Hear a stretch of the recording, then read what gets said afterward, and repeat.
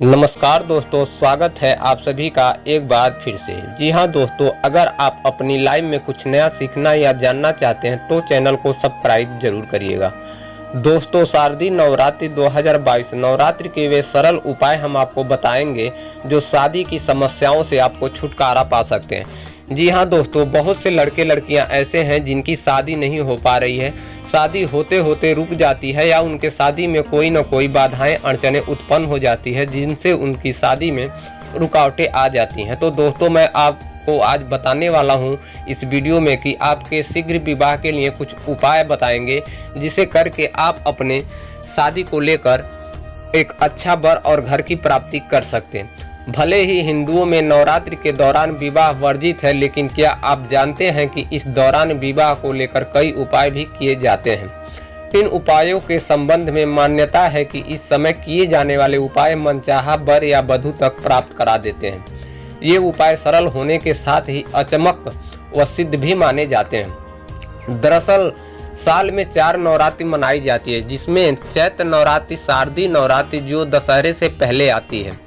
शारदीय नवरात्रि के अलावा 2 गुप्त नवरात्रि भी होते हैं। माना जाता है कि माँ दुर्गा के इस पर्व पर हर भक्त को मनचाहा वरदान माँ से प्राप्त होता है। यही बात है युवतियां व युवाओं पर भी लागू होता है जिनके विवाह में परेशानियां आ रही हैं। वैसे तो विवाह में आ रही अड़चनों को हटाने के कई उपाय हैं, लेकिन इसमें सबसे महत्वपूर्ण नवरात्रि का उपाय माना जाता है।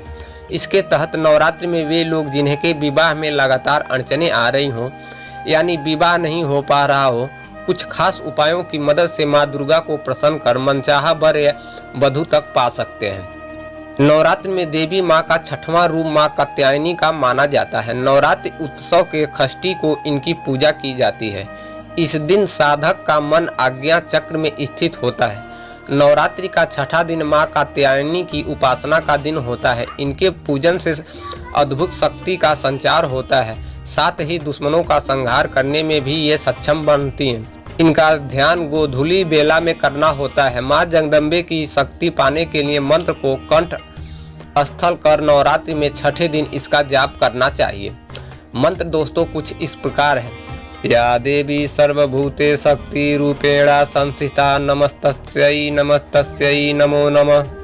इसके अतिरिक्त जिन कन्याओं के विवाह में विलंब हो रहा हो, उन्हें इस दिन माँ कात्यायनी की उपासना अवश्य करनी चाहिए। माना जाता है कि ऐसा करने से उन्हें मनोवांछित वर की प्राप्ति होती है।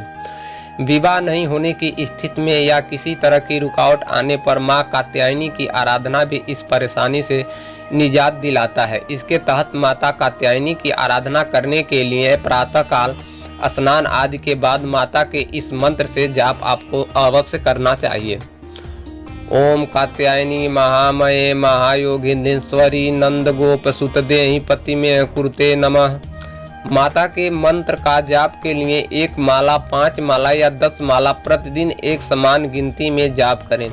मंत्र की संख्या 1,08,000 या कार्य पूर्ण होने तक अपनी सामर्थ्य अनुसार संकल्प कर सकते हैं। संकल्पित मंत्र संख्या पूर्ण होने के बाद या विवाह के बाद यज्ञ हवन द्वारा मंत्र जाप का उद्यापन भी कर सकते हैं। ध्यान रखें, इन सभी उपायों को पूरी श्रद्धा और विश्वास के साथ कीजिए। वहीं दोस्तों, गौरी माता की आराधना अष्टमी से शुरू कर सकते हैं। ये उपाय आपको शीघ्र विवाह में भी लाभ दिलाते हैं।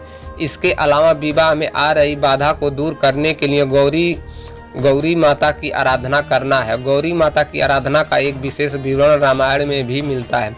जब माँ सीता ने विवाह से पूर्व गौरा माता की आराधना कर श्री राम जी को वर के रूप में प्राप्त किया था। यह अचूक उपाय आप नवरात्रि के 8वें दिन यानी अष्टमी को आप माँ दुर्गा की 8वीं शक्ति महागौरी से भी शुरू कर सकते हैं। इस आराधना के लिए प्रातःकाल स्नान कर गौरी माता के चित्र के सामने रखकर रामचरितमानस के बालकांड में से चौपाई छंद का नित्य पाठ करें। 51 दिन तक इसका पाठ करना उचित माना जाता है। जो व्यक्ति इस पाठ को कर लेता है उसके शीघ्र विवाह के योग बन जाते हैं। तो आई होप दोस्तों वीडियो पसंद आया होगा तो लाइक शेयर कमेंट कीजिएगा और चैनल को सब्सक्राइब कर लीजिए। मिलते हैं कुछ ऐसा ही अपडेट लेकर, तब तक आप अपना ख्याल रखिए। जय हिंद, जय भारत, हर हर महादेव।